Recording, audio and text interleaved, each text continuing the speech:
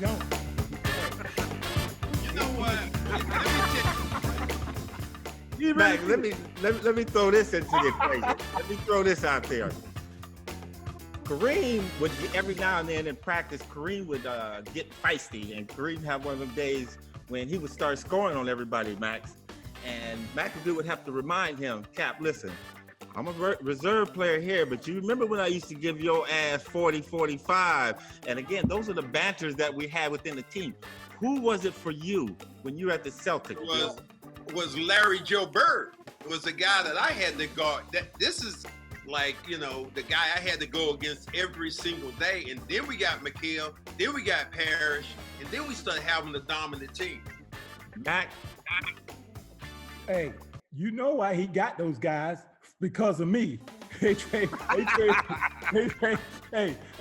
me to Detroit, and they ended up getting, I think, McHale and a draft pick and somebody else for me, because they saw me and Collins, we weren't going to work.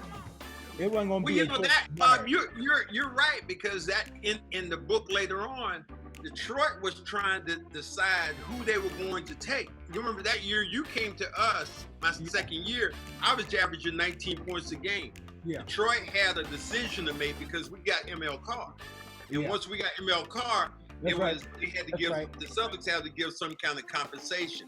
So Detroit staff picked, they said, are we going to take Maxwell or are we going to take McAdoo?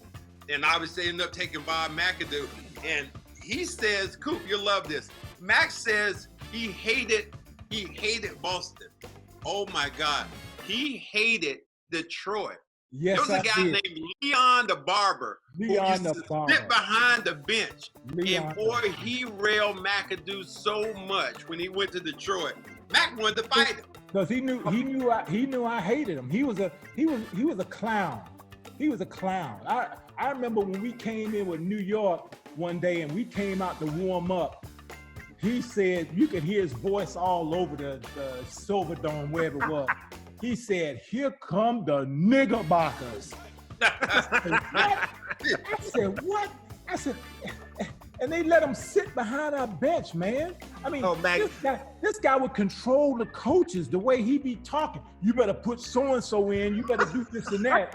And they used to tell me, Bob, don't mess with him, he's packing. And I used to tell them, I said, bro, you gotta understand, I'm from Greensboro. I got some boys from Fort Bragg. They got some boys from Fort Bragg. They'll come here, they'll blow that motherfucker out the frame. He better watch who the hell he's talking to. Hey, dude, remember when we were playing with the Lakers? and he went after you back then?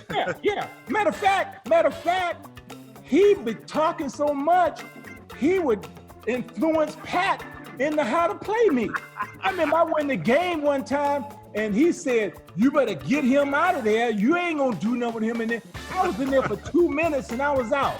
I came all the way from the opposite side of the court looking at Pat. If my eyes would have been like a beam, Pat would have been, his head would have been lasered off on the floor.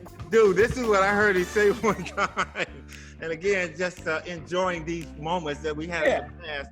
He used to say, Pat Riley, why you put McAdoo in there? Because McAdoo. Yeah, McAdoo. Hey. You know what? Let me tell you. He does like this. He said, when the game